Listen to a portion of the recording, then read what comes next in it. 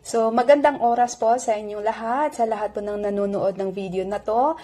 Ginawa ko nga po pala yung video na to para magpasalamat po sa iHelp consultant. Sila po kasi yung tumulong sa akin para ma-process po yung papel ko mula po sa simula hanggang sa makarating po ako dito sa Canada. So, I arrived here po pala last month, the 18th of July. So, as of today, it's already the 9th of August. So, more than 2 weeks na po ako dito.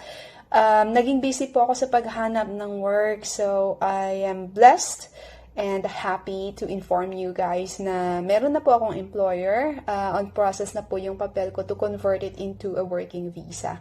So, sa lahat po na gusto at nangangarap po na pumunta po dito sa Canada, thinking na posible po ba na makahanap ng work? Yes po. Posible po. So, andyan po yung iHelp na tutulong po sa atin para mai-process po yung ating mga papel. At saka, yes, we have to pray about it. Kasi kung will ni Lord yan para sa atin, it will be possible. Okay po.